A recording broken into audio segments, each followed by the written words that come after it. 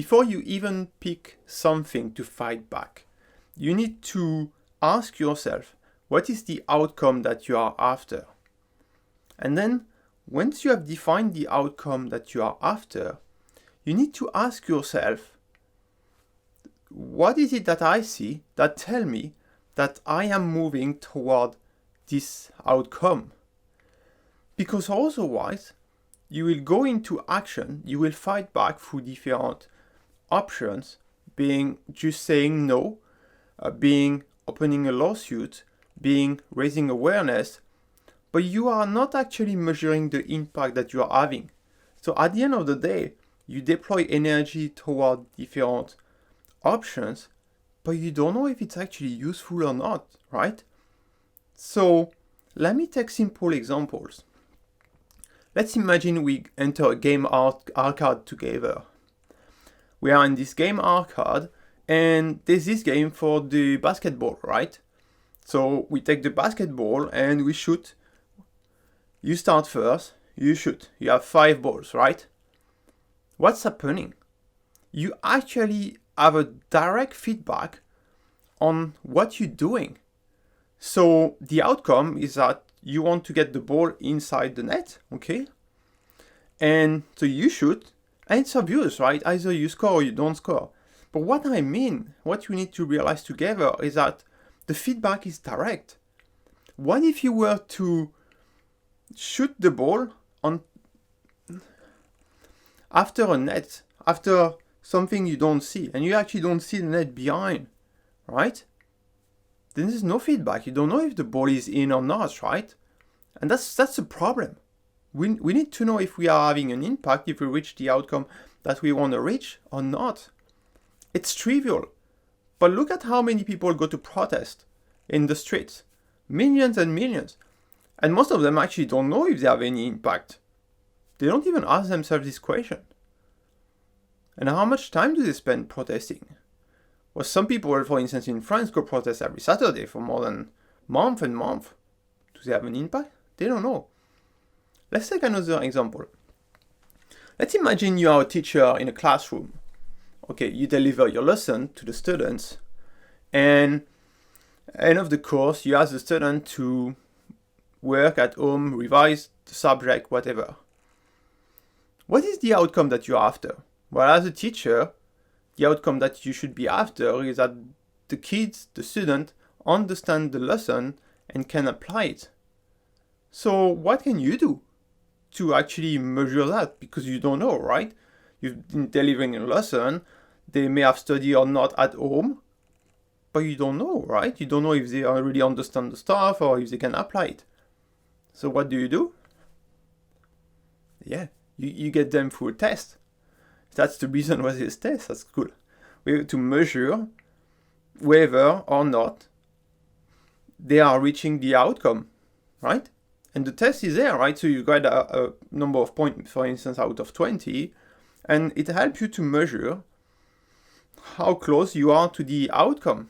If most of the students have a good mark, that's pretty close to the outcome. It means that you've been doing something and the feedback is positive.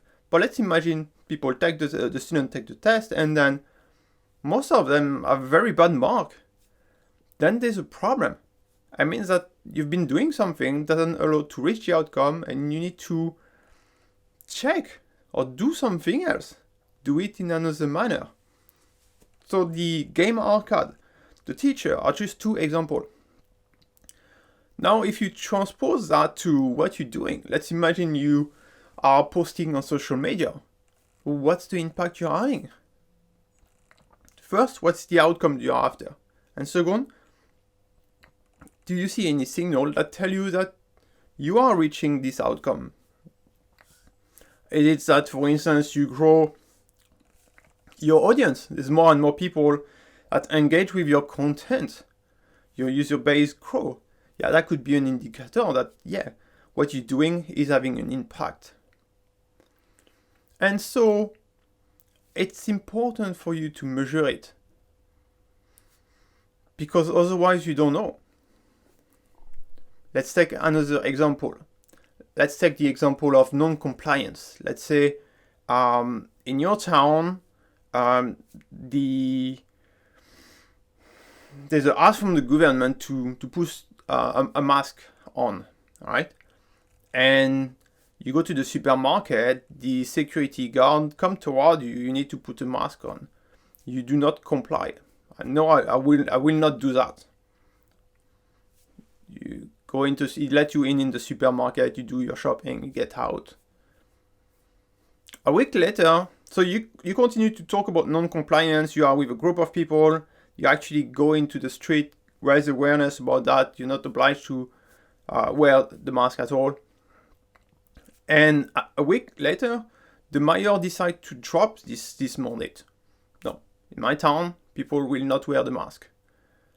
Well, that could be a good indicator, a good signal that tells you that what you have been doing contribute to this outcome. People don't have to wear the mask. The mandate falls. But you see, the outcome is clearly defined. I'm doing this, not compliance, because I want to reach this outcome. People will not wear the mask, right? And then you see signal that tell you, yeah, you are contributing to this or not, right? So for whatever you are doing, first, define the outcome that you are after, okay? Say it clearly. If you work as a group, say it clearly. It's important you guys align on the outcome you're after.